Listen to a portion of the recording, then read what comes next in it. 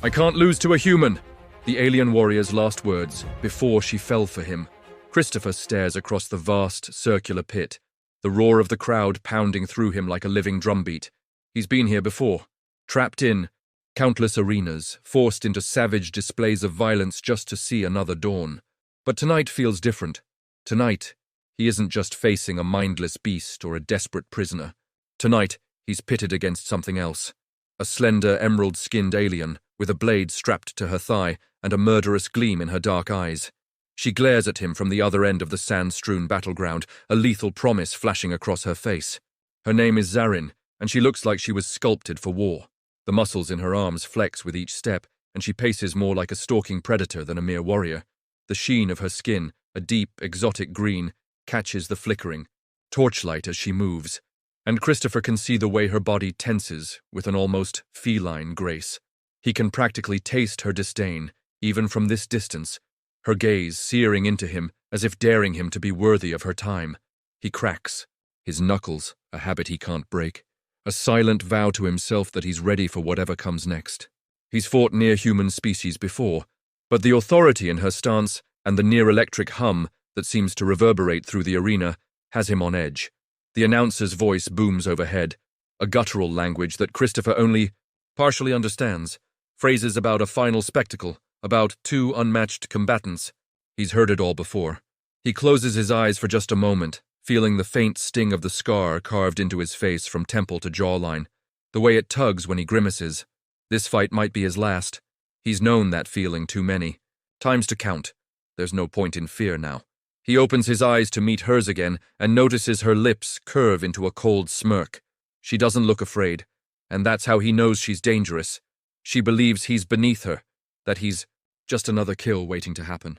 He wonders if she might be right until he recalls the blood still pumping in his veins, the unyielding defiance that has kept him alive all these years. A horn blasts, echoing against the high walls, and neither of them hesitates. Zarin closes the distance between them with a blur of motion that makes Christopher's heart lurch. He barely manages to pivot aside, bringing his forearms up to block her initial strike. Her blade whistles past his ear, close enough that he feels a rush of air. She's fast, faster than any human he's faced. Sparks skid off metal as his own short sword catches hers. For a split second, their gazes lock. She has eyes like onyx, fierce and alien, reflecting a disdain that flares into surprise when he doesn't immediately fold. He counters, swinging a backhand that forces her to retreat a step. Dust swirls around them, and he presses forward, ignoring the jeers and cheers of onlookers. She moves like liquid, twisting out of his grip as soon as he tries to grab her. Still, he senses her mild shock at his strength. She expected an easy victory. He aims low, hoping to slash across her thigh. She leaps above the attempt as though weightless, pivoting to slam a boot into his ribs. Pain explodes through his side, but he's fought too long and too hard to let agony slow him. He snarls and lunges, bringing the tip of his sword in a deadly arc. This time Zarin doesn't dodge completely. The blade grazes her cheek, opening a thin line of blood that glistens against her green skin. It's the first time she's been wounded by a human. He sees the shock flicker across her features, and then something else.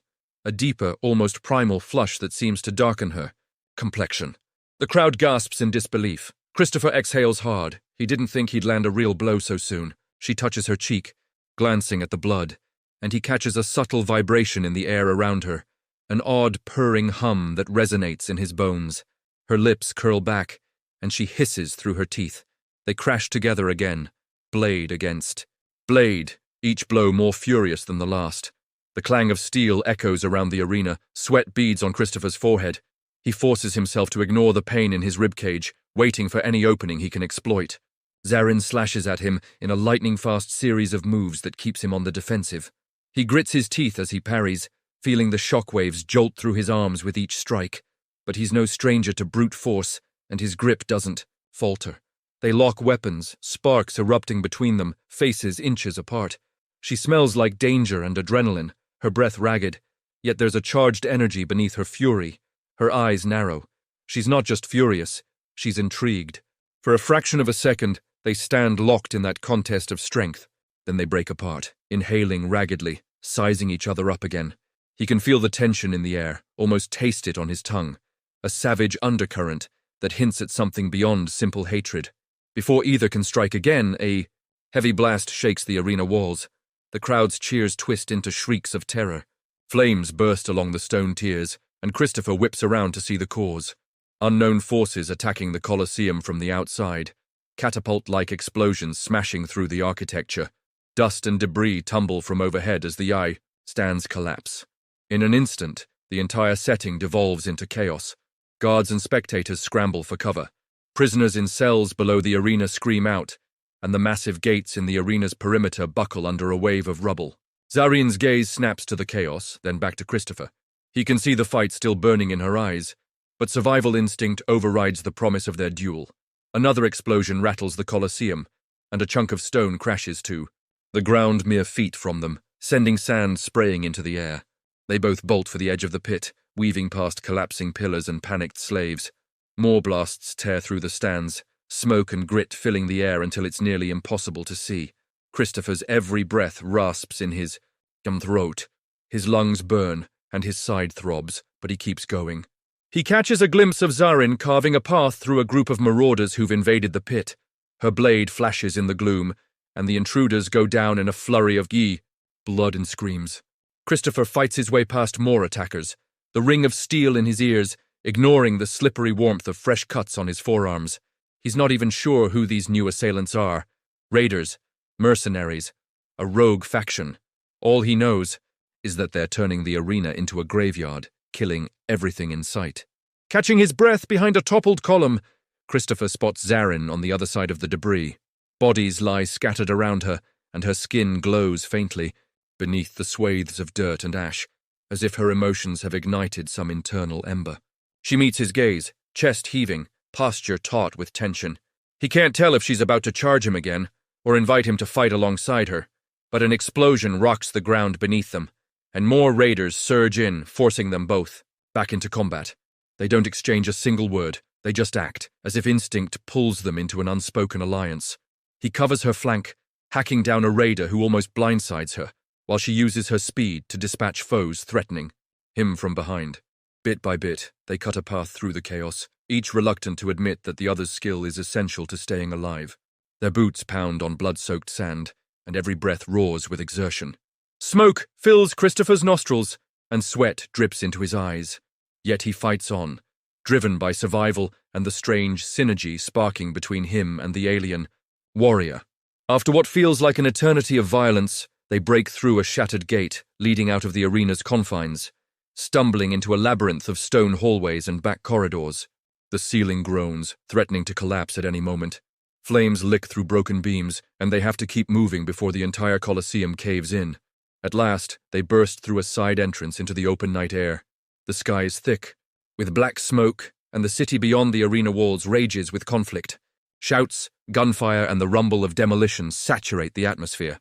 Without pausing, Zarin starts sprinting into the dark streets, and Christopher follows, limping slightly. She glances over her shoulder, as if surprised he's still keeping pace. He's battered, covered in cuts and bruises, but adrenaline courses hot through his veins. She finally slows in a narrow alley, pressing her back against a crumbling wall to assess the street ahead. He draws up beside her, breathing hard.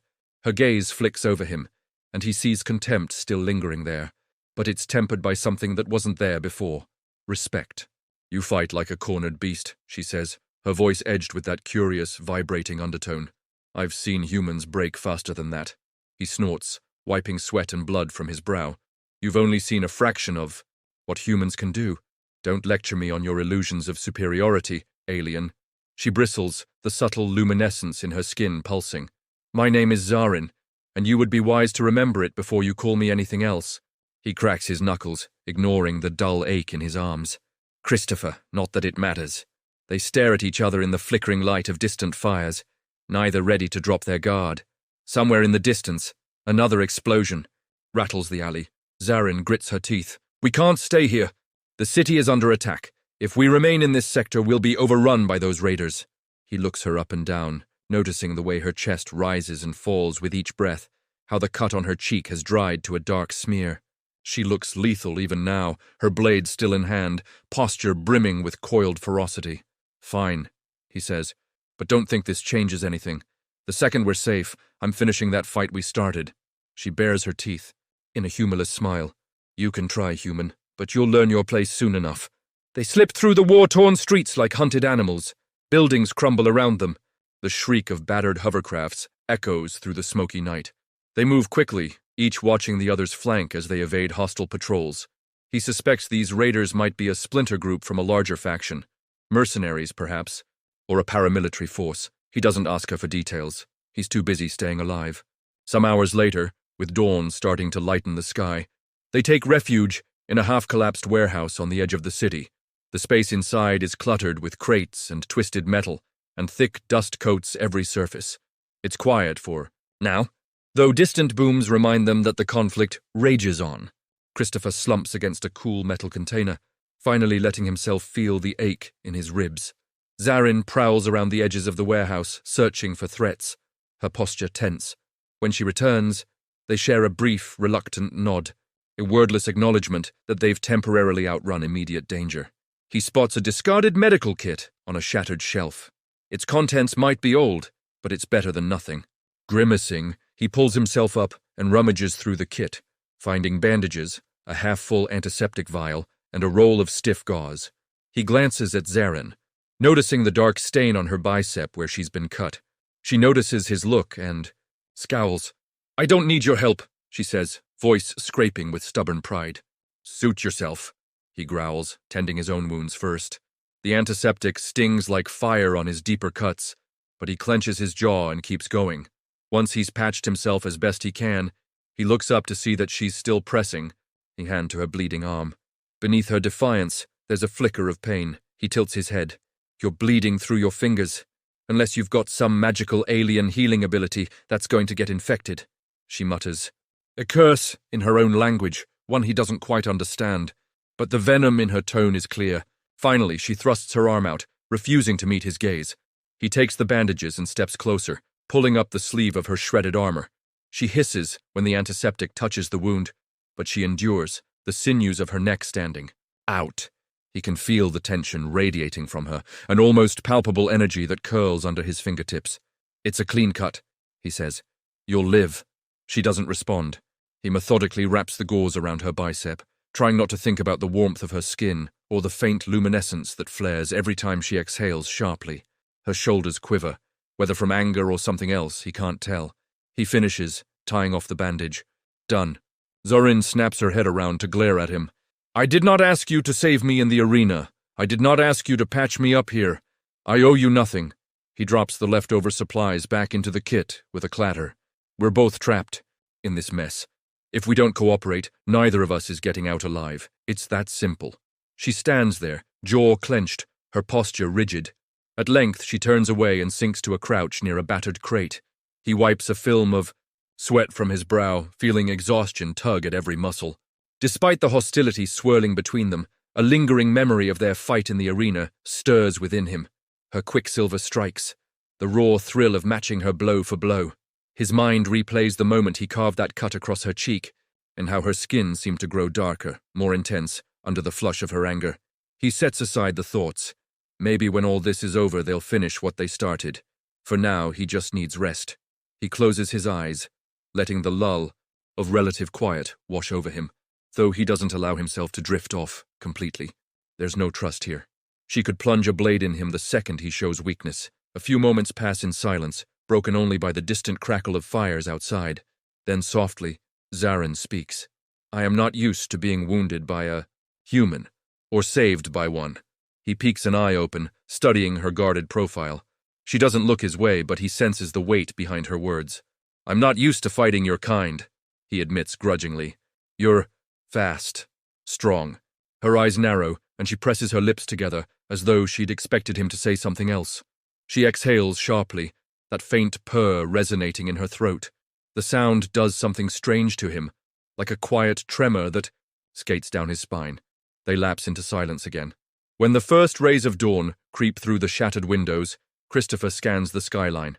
Smoke still wafts over the city, but the sounds of active battle seem muted now. Maybe the attackers have pulled back or taken control. It's too soon to be sure. They don't speak much as they prepare to move. He tightens the straps of his battered armor, and she checks her blade, wiping away dried blood. Without a word, They slink back onto the deserted street, stepping over rubble and broken glass. Bodies lie scattered in the sunlight. The air is thick with the stench of gunpowder and charred flesh. They climb over collapsed walls and twisted metal, searching for a path out of the city. Soon, they encounter a pair of heavily armed patrols, raiders sweeping the streets for survivors. Christopher and Zarin exchange a glance, and in unspoken agreement, they pounce. The fight is short and brutal. She darts in low, slashing at the Achilles tendon of one soldier before flipping behind him and plunging her blade through his back. Christopher disarms the other, punching him hard enough to crack bone and then slicing his throat with a single, efficient stroke. In minutes, both patrols lie still in the dust. Panting, they press on, each stepping over corpses as if it's a normal part of life. For him, it has been. For her, apparently as well.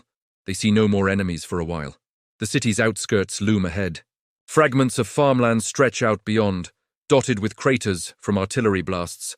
They continue until the shattered remains of a forest rise before them, skeletal trees scorched by war.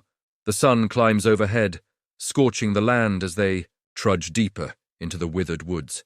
Christopher's throat is parched, and the dryness stings each time he swallows. Zarin presses her lips into a thin line, scanning the horizon with unearthly focus.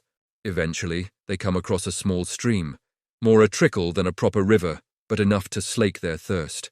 They kneel on opposite banks, dipping cupped hands into the water. He steals a glance at her. Dirt smudges her cheeks, and the ayoi cut he gave her glistens with dried blood. Her hair, that sleek bob, is mussed from battle, but she still exudes that lethal grace. She catches him looking and fixes him with a glare. He returns to the water, filling his lungs with the cooler air that settles around them. When they set off again, the silence between them feels loaded. He can sense the friction has only grown.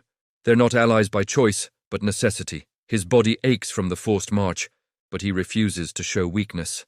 Zarin never complains, though he catches the way her bandaged arm trembles if she moves it too quickly. By late afternoon, they reach a broken ridge that overlooks a smoldering plain. In the distance, Christopher can see a makeshift camp of some sort. Raised barricades, scattered tents, armed figures patrolling. It looks like a war camp. He can't tell which faction it belongs to, but he notices banners that match the armor, worn by the raiders in the arena. Zarin presses herself against a cracked boulder, peering down through the haze. That's part of the rogue faction that attacked the arena. They must have set up here after the city fell. Christopher nods grimly. We need to get around them or take them out. She bares her teeth.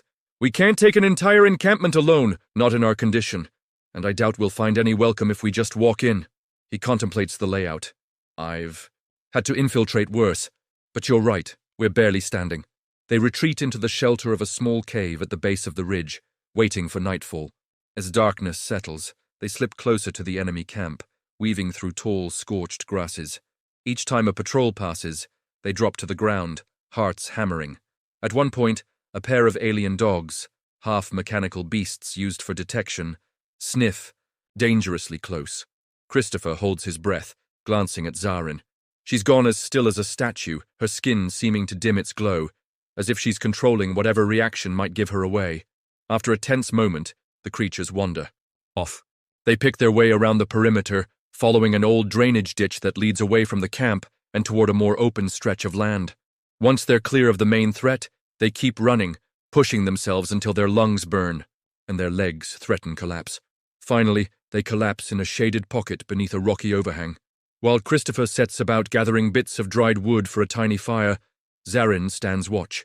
There's no conversation, just the measured silence of two people too used to fighting for themselves. But as the night deepens, the temperature drops, and hunger gnaws at them. Christopher manages to snare a small rodent-like creature in a crude trap. It's not pretty, but it's food. He cooks it quietly over the flames, ignoring the grimace on her face. After they eat, she refuses more than a few bites, disgust clear. He leans back against the stone and lets exhaustion claim him. But soon, he senses her gaze on him. When he opens his eyes, she's crouched a short distance away, arms balanced on her knees. The flickering firelight paints her face in gold and shadow. You saved my life in the arena, she says abruptly, voice low, that faint purr buried beneath her tone. And again at the city gates, why, you had no reason to. He considers this for a moment, wrestling with his own cynicism. Maybe I just hate being told I'm too weak to fight an alien. Maybe I wanted to prove you wrong. Her lips twist in a faint smirk. I suppose you did. She reaches up, touching the dried wound on her cheek. I haven't bled in a real battle for a long time. He shrugs. I've bled more times than I can count. What's another scar? She shifts, her posture both tense and curious. You have many. You wear them like trophies. Not trophies, just reminders. He runs his fingers over the deep scar on his face, feeling the uneven texture of the healed flesh. They remind me what I've survived. Silence lingers between them, charged by the crackling fire. He's not sure why he's sharing even that much. He knows better than to reveal weaknesses. But there's something disarming about the fact that she's as dangerous as he is, if not more. She's no fragile ally. She's a warrior who might kill him the moment he shows vulnerability. Yet here they are. She stands, pacing a tight circle. He watches the graceful roll of her hips, the fluid strength of her movements. Despite the dirt and blood, there's something magnetic about her, a savage beauty that sets his nerves on edge. She glances over her shoulder, catching him looking, and her eyes flicker with a challenge he can't quite interpret. We should sleep, she says curtly. At first light, we'll figure out our next move. He nods and douses the flames. The night closes in, and they settle in opposite corners of the overhang, both feigning a calm they don't feel. Every time he shifts, he senses her stir, as if she's ready to spring at any second. Eventually, exhaustion wins. At dawn, he blinks awake to find her standing at the edge of their makeshift camp, staring out at the horizon. Ash swirls in the early sunlight, drifting like ghosts across the land. He rises, cracking his neck, ignoring the stiffness in his limbs. She glances at him but says nothing. They gather their scant belongings and set off without fanfare, continuing into the wasteland. The day is a blur of trudging through barren plains and dodging the occasional patrol. They speak little, yet some strange synchronicity grows between them with each passing mile. A fierce skirmish breaks out midday when they stumble across a group of raiders looting a ruined transport caravan. Christopher and Zarin attack in tandem. Their fighting styles are stark contrasts that somehow complement each other.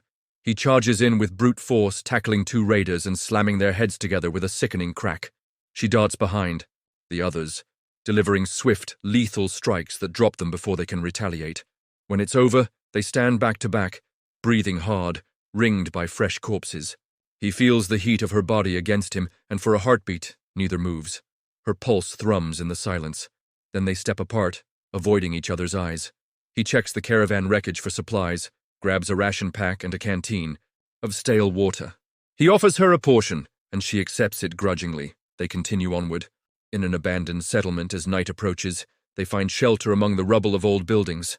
There's a half-collapsed house with part of the roof intact, enough to shield them from the open sky. Zarin roots through the debris, retrieving a battered lamp that miraculously still works once she fiddles with its generator. A weak beam of light illuminates the space. She doesn't protest this time when he binds a fresh wound on her forearm, the result of a raider's lucky swipe. Her lips press together at the sting, but she endures his touch without shoving him away. When he finishes, he notices how her skin seems to shift in color ever so slightly under his fingertips, the hue deepening with each brush. There's that odd purr in her throat again, faint but present.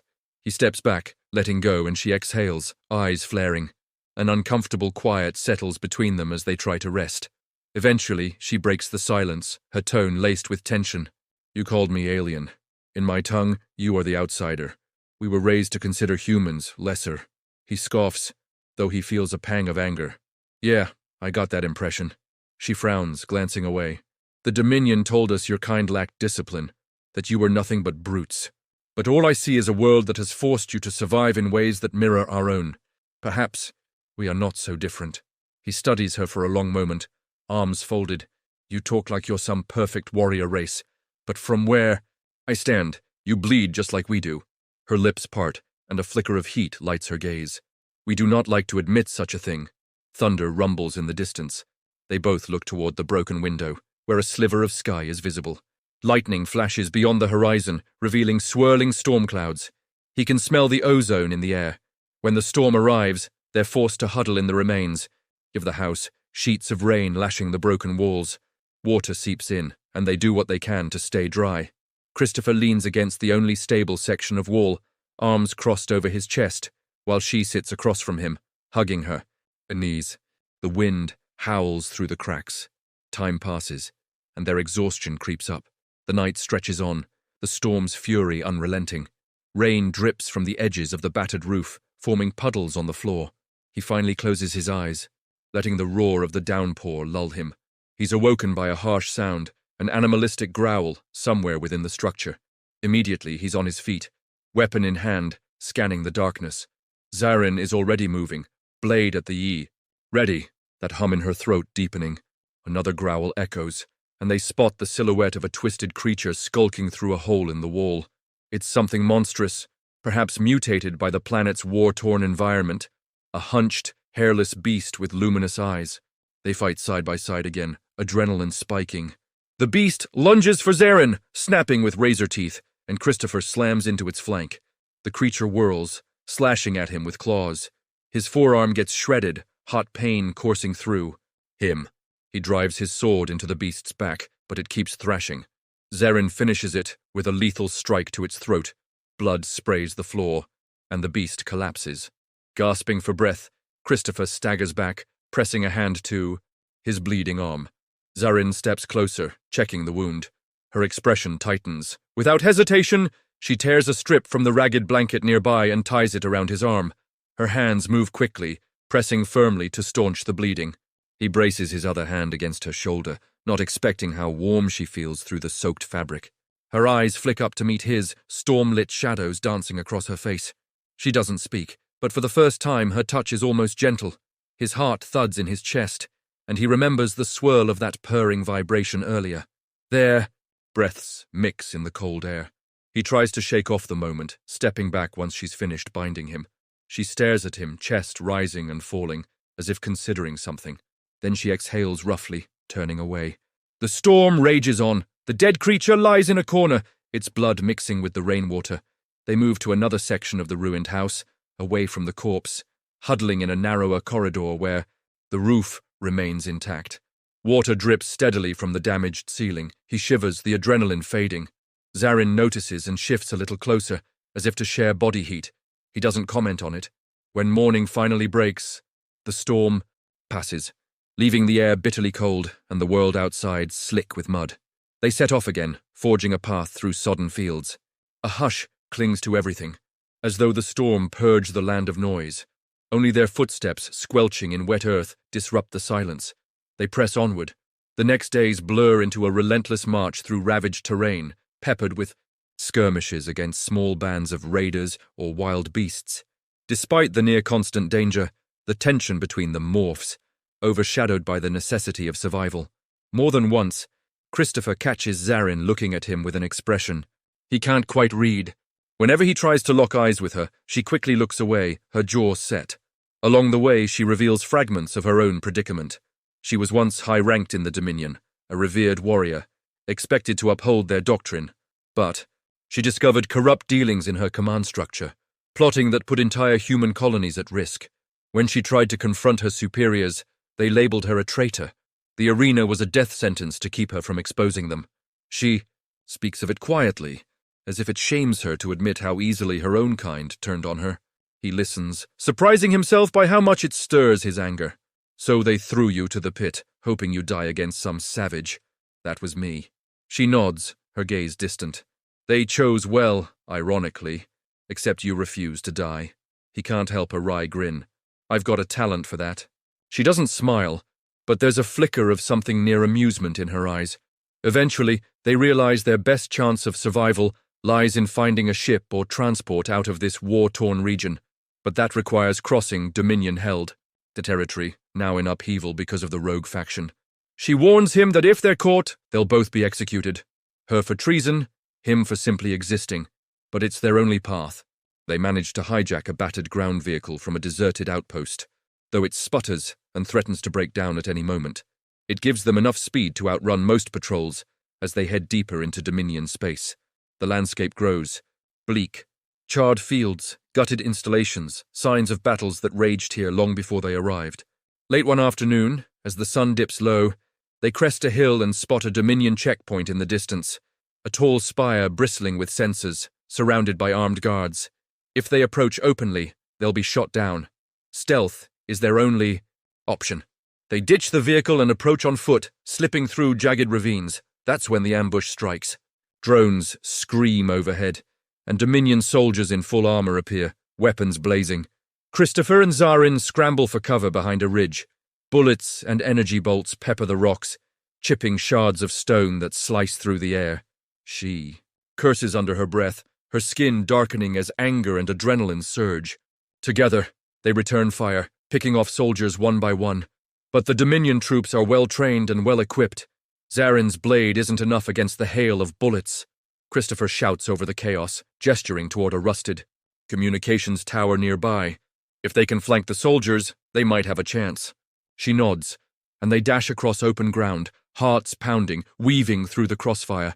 He nearly gets hit by a volley of gunfire, but Zarin yanks him behind the tower just in time, yanking him with surprising strength. Her breath rattles. With each gasp, her eyes fixed on the enemies. She roars something in her alien tongue, an insult or battle cry he can't tell, and vaults out from cover. She slashes through one soldier's rifle, spinning to slash his neck, then tumbles away before the others can retaliate. Christopher charges in, ramming a soldier into the tower base so hard the man crumples on impact. The fight is vicious, leaving them battered and bleeding.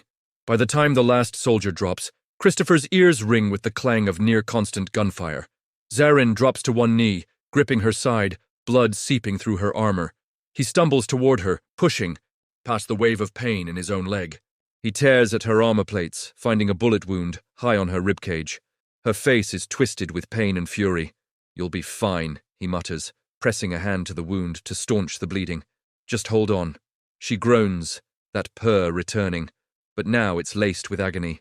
"I've had worse." It's a blatant lie. He can see the fear flicker behind her bravado. They're pinned down in hostile territory, her lifeblood spilling into his hands. Adrenaline spikes through him, and he forces her to lie flat, behind a chunk of debris. The rest of the Dominion soldiers lie scattered, but reinforcements could arrive any second. He grabs a discarded med kit from one of the bodies, rummaging frantically for supplies. She bites back a cry as he digs, the bullet out with shaky fingers. The antiseptic fizzles against her alien flesh, and she trembles, skin darkening in pulses. He's not gentle. He can't be. She grips his shoulder hard enough to make him wince. When he finishes, pressing gauze to the wound, her breath hitches, her eyes squeezed shut. He clenches his jaw. "We have to move before more of them show up. Can you stand?" She glares at him, sweat trickling down her temple. "Don't question me." But her voice is shaky, and her knees threaten to buckle when she tries to rise. He slips an arm around her waist, hauling her upright. They move together, each leaning on the other for support. They find temporary refuge in a half-collapsed bunker near the tower. It reeks of old gunpowder and stale air. Christopher helps her lower onto a dusty cot, and she winces, biting back a groan. He checks the makeshift bandage, adjusting the tightness to stem the bleeding. Her eyes meet his, and for a long moment, neither speaks.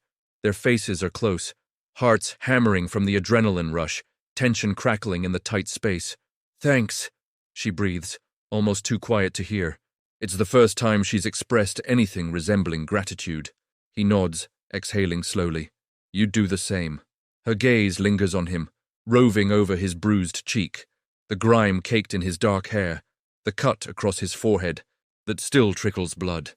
He feels strangely self-conscious under that intense scrutiny, as if she's peeling back layers he's tried to keep hidden.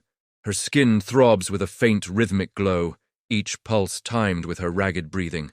He can sense her vulnerability, the raw edge of her pain, and something inside him shifts.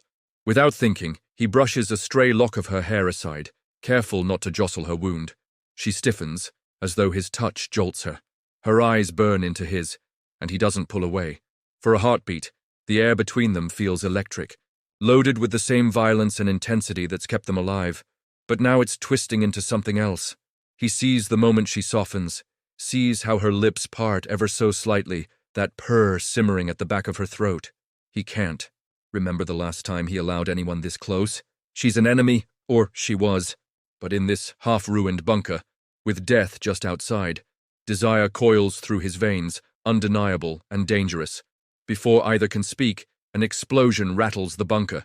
Dust rains from the ceiling. He curses, stumbling to check outside. Another squad has arrived, or perhaps the same rogue faction is bombarding the area. The ground shakes as heavy artillery pummels the surroundings. He rushes back to her. "We can't stay here." She forces herself upright, wincing but refusing his help this time. They climb out of the bunker's rear exit, staggering into open night. Flames light the horizon. They push on until they're far from the immediate blasts, eventually stumbling into a ravine. The cut in the earth provides shelter from the barrage overhead. They collapse against the rocky walls, panting in the flickering firelight of distant conflagrations. Her breathing is shallow, each inhale clearly painful. He checks the bandage. It's holding, but not well. He doesn't think she can go much farther without rest. He clenches his fists, glancing up at the raging sky, then back at her. "We'll hold here. I'll keep watch." She starts to argue, then bites it back, her pride overshadowed by the pounding in her side. He helps her lie down on a relatively flat stretch of rock, propping her head on his thigh. The closeness sets off another wave of tension, but neither pulls away. He shivers in the cold night air, feeling the frantic beat of her pulse under his hand as he checks her for fever. Her eyes flutter, half-lidded, struggling to stay alert. "You're too soft with me," she murmurs, voice husky. "A real warrior would leave me behind," he scoffs, smoothing the hair from her forehead. "I'm not a Dominion warrior. I don't abandon allies." She inhales softly. Her gaze drops to his lips, and he can almost feel the unspoken challenge in the space between them. But exhaustion claims her, and she slips into a restless doze. He strokes her arm absently, scanning the ravine for threats, mind churning with too many thoughts at once. They spend the rest of that night in uneasy vigilance. The artillery eventually dies, down, giving way to the hush of early morning. She wakes with a soft groan, wincing as she tries to sit up. He helps her, handing her a small canteen of water. She drinks in silence, each swallow pained but determined. As dawn breaks, they trudge out of the ravine, forging onward. Each step tests her wound, but she refuses to slow, her jaw set in stubborn resolve. He admires her for it, even if he also thinks she's reckless. When midday sun bakes the wasteland, they find the remains of a crashed transport, an alien vehicle half buried in the dirt. After a tense investigation, they realize it's deserted and mostly intact. Inside, they discover a stash of Dominion gear, including an advanced medkit. Christopher immediately sets to work properly cleaning and sealing her bullet wound. She draws in shaky breaths, the occasional tremor coursing through her. He steadies her, mindful not to aggravate her battered ribs. When he finishes, she exhales, a sheen of sweat on her brow. Her eyes linger on him again, quieter now, lacking the usual scorn. She seems to weigh a decision. Then she leans in, resting her forehead against his shoulder for just a breath. He goes still, startled by the unexpected closeness. Her purr resonates faintly in that moment, as though she's letting go of some part of her warrior shell. He doesn't question it. He just stays, letting her gather what comfort she can. They remain in the wreckage for another day, giving her time to recover. During that time, they speak in low voices, discussing the Dominion, the rogue factions, their mutual desire to escape. She reveals more about the corruption in her ranks, how certain Dominion leaders are trading weapons for personal profit, fueling the chaos.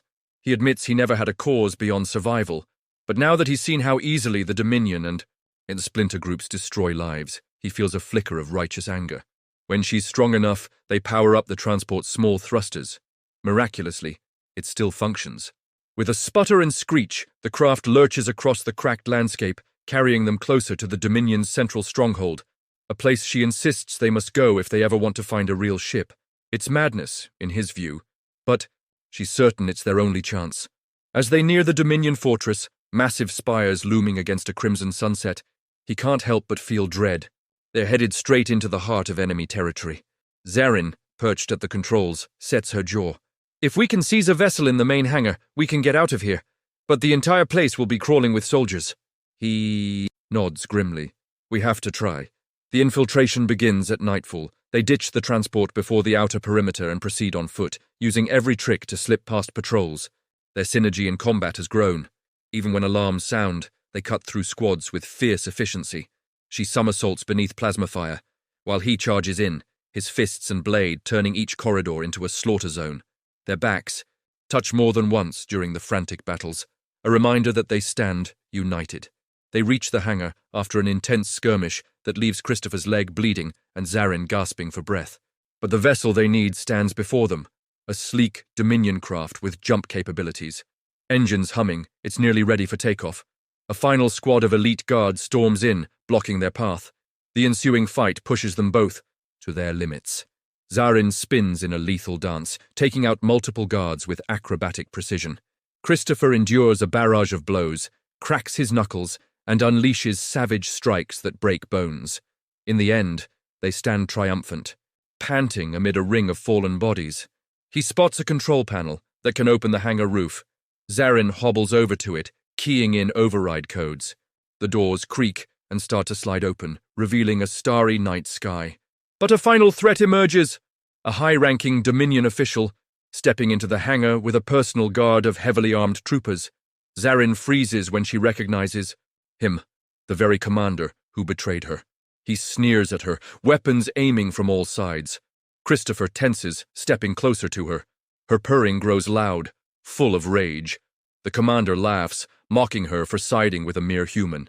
He levels a gun at her. Time seems to slow. Christopher acts first, lunging forward. Gunfire erupts, and he's hit in the shoulder, pain ripping through him. He stumbles but keeps moving, slamming his full weight into the commander. The impact sends them both crashing to the ground. The troopers pivot, focusing their aim on Christopher. Zarin roars, diving into the fray. In seconds, she dispatches two of them, her blade flashing. Together, they overpower the remaining soldiers. The commander tries to crawl away, blood streaming from a cut on his temple, but Zarin pins him with her blade at his throat, trembling with rage. He taunts her with bitter words about how Dominion supremacy will never be challenged by traitors or humans. She raises the blade, her skin burning with that emerald glow, but Christopher's hand closes over hers. He locks eyes with her. Enough, we have our path out. Let's go. She breathes raggedly, fury radiating through every inch of her body. For a moment, Christopher thinks she'll finish the man. Then she exhales, withdrawing the blade. You're not worth my last breath. She spits at the commander and turns away. They rush to the ship, sealing the hatch behind them as alarms echo throughout the fortress. Zarin takes the pilot's seat, working the controls with practiced speed. Christopher buckles himself in beside her, ignoring the blood oozing from his shoulder. The vessel roars to life, thrusters igniting. With a thunderous rush, they blast out of the hangar, soaring into the star-filled sky. Silence envelops them once they clear the atmosphere. Christopher sags in his seat, adrenaline fading, pain setting in. Zarin sets the autopilot for a stable course away from Dominion territory, punching in coordinates for the next neutral sector. Then she slumps, breathing heavily. We did it, he says, voice low. She turns her head to look at him. Under the dim console lights, her features are drawn with exhaustion, but there's a spark in her eyes he hasn't seen before. I never thought I'd escape that place alive. He nods, wincing as he touches the wound on his shoulder. I never thought I'd be fleeing a Dominion fortress with one of their top warriors. Her lips part in a small, humorless laugh. But then the tension in her posture seems to crest, and she unbuckles her harness, stumbling toward him. He sees a wild light in her eyes, recognizes it as the same ferocity she shows in battle, now pointed in an entirely different direction. She brushes a hand over the blood seeping through his armor, letting out a low hiss. You're hurt, she murmurs, pressing the release to his harness. Let me see! He allows her to help him stand, leaning on her as they move to a cramped storage bay behind the cockpit. She lowers him onto a metal bench, stripping away his torn armor. His shirt is soaked with blood near the shoulder, and she carefully peels it back. He winces at the raw gash. She sets about cleaning it with the ship's first aid kit. Her touch is firm, but cautious. He clenches his teeth against the sting, focusing on her face. Her black hair hangs around her cheeks, framing the intensity in her eyes. That subtle glow on her skin returns, each pulse seeming to vibrate in harmony with her heartbeat. He can't stop staring at her. She's so close, tending his wound, breath warm against his neck. The memory of all they've been through, the fights, the near-death moments, the grudging alliance, burns through him, twisting into something primal. When she finishes patching him up, her hand drifts lower, brushing against his chest. He inhales sharply. She doesn't pull away. Instead, she meets his gaze, and the air between them sizzles with unspoken desire. He sees the reflection of himself. In her dark eyes, sees the hunger there that mirrors his own. He lifts a hand, cupping her jaw gently despite the raw tremor in his muscles. She leans into his palm. Then, suddenly, she grips the back of his neck and crushes her mouth to his. It's a fierce, bruising kiss, as if they're still locked in combat, only this time the weapon is pure need. He groans against her lips, one hand tangling in her hair, the other circling her waist. Her purr vibrates against his mouth, sending sparks of electricity down his spine. He's never felt anything like it, like she's resonating with him on some deeper frequency. The kiss deepens, frantic, each of them devouring the other in a haze of adrenaline and pent-up tension. His fingers roam across her back, feeling the taut muscles beneath her armor, sliding lower until he finds the clasps. She pulls back just enough to help him, yanking aside the plates that shield her torso. Her skin is warm and alive beneath his touch, the green hue shifting, intensifying with every ragged breath. She moans softly when he drags his lips along, her jaw, her neck, tasting the salt of sweat and battle. They're both battered and bruised, but the desire surges, unstoppable, fueled by the knowledge that they've stared death in the face together. He tugs her closer until she straddles him on the bench, mouths colliding once more. She grips his shoulders, mindful of his injury but insistent. Their hands wander, exploring the planes and curves of each other's bodies without hesitation. Her nails dig into his back when his teeth graze the pulse at her throat, a low growl escaping her throat. He wrestles with the fastenings of her alien attire, the intricate cords securing parts of her armor. She helps, hissing in impatience as she tears at the final pieces. When the cloth and metal fall away, he's met with the sleek, powerful lines of her figure. The flush across her green skin makes her appear lit from within, each inch a testament to her warrior heritage and to the raw attraction roiling between them. Their mouths meet again, wet and desperate. He slides his hands down her waist, over her hips, feeling every shift of muscle, every tremor in her body. She presses against him, and he can't hide his own ragged groan as her weight settles. It feels like they're teetering on the edge of another battle, one where neither wants to yield. He clutches her hips, guiding her movements. She arches, her back, letting her head fall, that purr rising in her throat. The sound spurs him on, a primal note that resonates in his chest. His kisses trail lower, tasting the sweat-slick hollow of her throat, the curve of her collarbone. Her breath hitches, and she pulls him up to her mouth again, fierce and demanding. There's no space for gentleness here. It's all raw need, a collision of bodies starved for something only the other can provide. Their hearts pound in unison, each inhalation carrying the memory of battles won and lost, the violence that forged their bond. Her nails rake down his chest, not enough to draw blood, but enough to send a jolt of sensation that makes him gasp. He surges upward, capturing her lips, pouring every ounce of repressed yearning into the kiss. Time blurs as they lose themselves in that frantic dance of limbs and lips. Armor plates clatter to the floor, discarded. The closeness ignites every nerve ending, and the small metal bench creaks beneath them. He's vaguely aware of the hum of the ship's engines, the beep of the control panel in the cockpit, but it all fades against the rising tide of their shared heat. When the final barriers of clothing give way, there's no hesitation left. Their bodies meet fully, slick with sweat and the tension of near-death experiences. She leans back, her nails biting into his shoulders as he moves with her, each heartbeat drumming with the force of an explosion. She lets out a gasping moan, her head falling forward to rest on his shoulder, breath ragged against his ear. He grips her, muscles burning, savoring the slippery slide of her skin beneath his palms. Every brush, every shift of their bodies, kindles another rush of sensation. She clings to him as though he's a lifeline in the chaos, and in that moment, he is. They ride the storm of their own making, the tension building higher and higher until neither can hold back.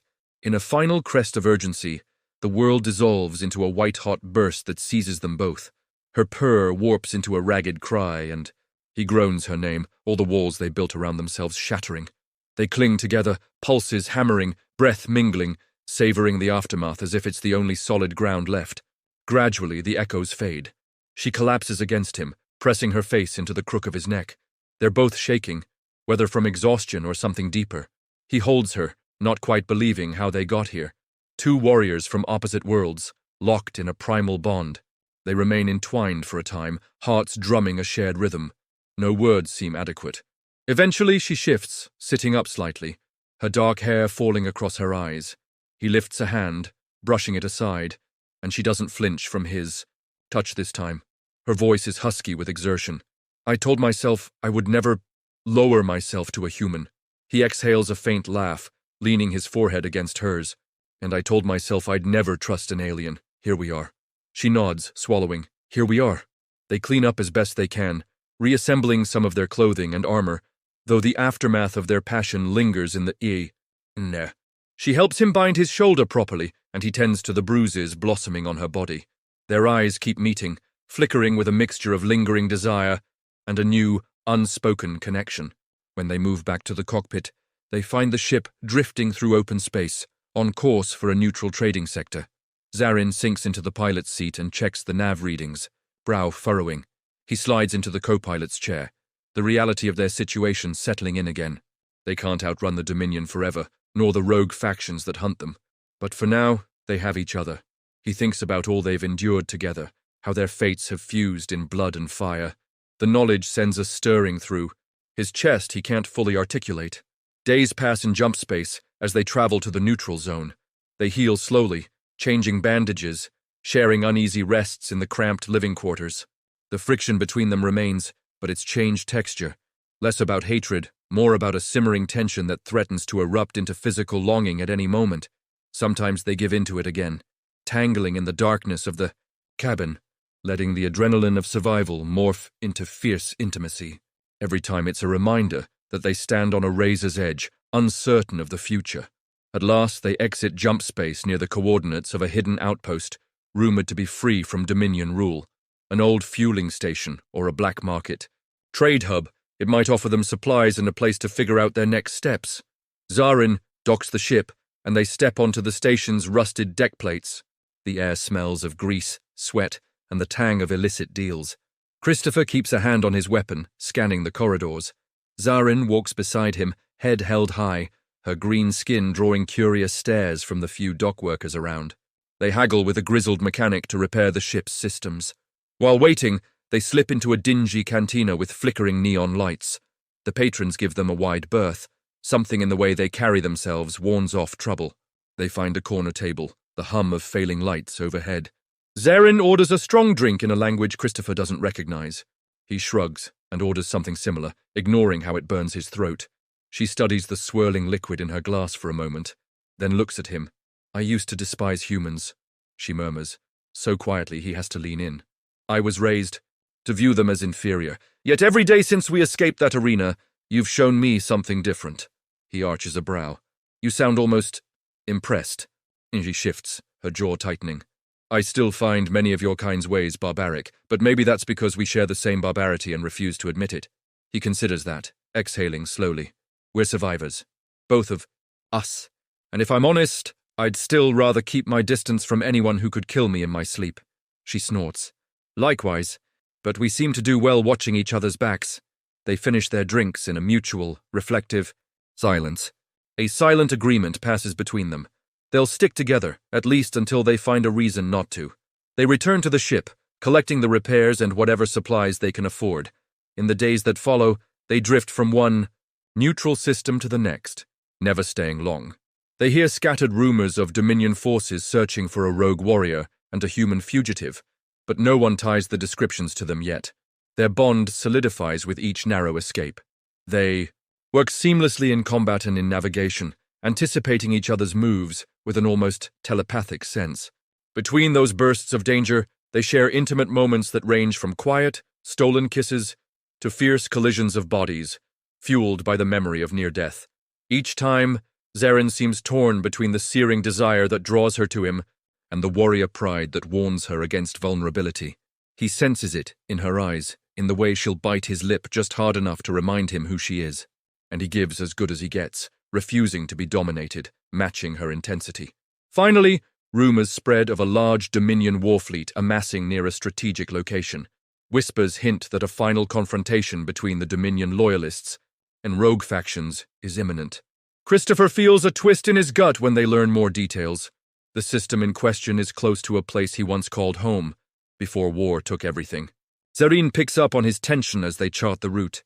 You have a stake in this, she observes quietly. He nods, jaw clenched. A lot of innocents could be caught in the crossfire. People like me who never had a choice. She stares at the star map, her hand hovering over the sector in question. If the Dominion truly plans to crush any opposition, they'll slaughter without mercy. He sets his shoulders. We can't just let that happen. She hesitates, conflict evident in the flicker of her eyes. Then she exhales, a resigned sound. I have no love left for the Dominion. If there's a chance to undermine their power and save those people, I'm with you. They jump into that system, uncertain of the outcome, but determined to act. The next hours rush by in a frantic blur of planning.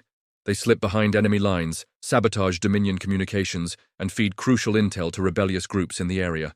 Word spreads that a final battle is brewing. Dominion capital ships versus a ragtag alliance of rebels, mercenaries, and outcasts. Christopher and Zarin throw themselves into the thick of it. They sabotage Dominion cruisers from within, boarding in stealth, planting explosives, and narrowly escaping each time. The rebellious fleet, emboldened by the sabotage, launches a surprise attack. Space erupts in chaos, laser fire, missile trails, explosions that light up the void. Their final infiltration brings them aboard the Dominion flagship, where they hope to disable the core systems. They slip through maintenance shafts, avoiding squads of soldiers. Just when it seems they might succeed, they're confronted by the same commander Zarin spared earlier. He stands at the head of a heavily armed security detail, blocking the corridor to the reactor. The commander sneers. Traitor and her human pet. Zarin's skin pulses a dark emerald. Christopher stands beside her, shoulders tense. This ends now, he growls. In a flash, the corridor erupts with gunfire. Christopher and Zarin dive behind cover. Grenades detonate, showering them with debris. They fight with everything they have, hearts pounding, exchanging grim looks that speak volumes. If they fail, countless lives will be lost. Zarin roars and leaps over the cover, weaving through gunfire in a dizzying display. Her blade flashes, slicing down troopers left and right. Christopher charges the commander, absorbing a painful hit to his side, but ignoring it. Their weapons lock, sparks flying. In the end, Zarin flanks the commander, blade pressed to his throat. He whirls to face her, dropping his guard for a split second, enough time for Christopher to drive a fatal strike through his chest. The commander crumples, eyes wide. It's over. They limp onward, sealing the reactor in meltdown. They sabotage it just enough to disable the flagship without causing a catastrophic explosion that would kill everyone on board. With alarms blaring, they make a desperate dash for an escape pod. The ship begins to lose power, drifting. Outside, the rebel fleet seizes the advantage, overwhelming the Dominion vessels. They eject in a pod, careening through a hail of stray laser fire until they're clear. Both watch through the small viewport as the Dominion flagship, once a symbol of power, is boarded by rebel forces. Relief and exhaustion wash over them. Moments later, their pod is picked up by an Allied cruiser. They stagger onto the flight deck, battered but alive, greeted by cheering rebels. In the chaos, they find each other, leaning against the wall, shoulders pressing together in a gesture that speaks more than words. She looks at him, sweat plastering hair to her forehead, the cut on her cheek reopened and bleeding slightly, but her expression is fierce and victorious. He laughs weakly, wiping blood from his lip. We did it. She lifts her chin, eyes blazing. Yes, and I'm still not kneeling to a human. He smirks, pulling her into a rough embrace. Her lips crash onto his, and for a second, the entire hangar fades away, replaced by that pounding sense of mutual triumph and raw attraction that has defined their bond from the start. When they break apart, she breathes against his mouth, voice husky. I can't lose to a human, she says, echoing the words she once spat in contempt. But now, there's a heat in her tone that promises a different meaning. He holds her, him gaze, heart thundering. Then don't lose. Stay with me! Her answer is the fierce gleam in her eyes as she kisses him again, ignoring the whoops and hollers of the rebel fighters around them. In that moment, they're sealed together by everything they've survived, the hatred, the battles, the impossible alliance. It's a bond forged in blood and sweat, and the undeniable force that pulled them into each other's arms. They emerge from that final battle battered yet unbroken, ready to face whatever comes next. As they stand side by side, victorious flames of debris reflecting in their eyes, neither has any illusions about an easy future, but they've found something worth fighting for, something that neither can discard, each other. And so, in a universe scarred by war and betrayal, they carve out their own place, equal parts lovers and warriors, refusing to be bound by any law but the fire in their hearts. They step forward, unafraid, ready to challenge the galaxy side by side, living proof that sometimes, in the midst of violence and survival, a passion strong enough to scorch the stars can ignite between two who were never meant to find common ground.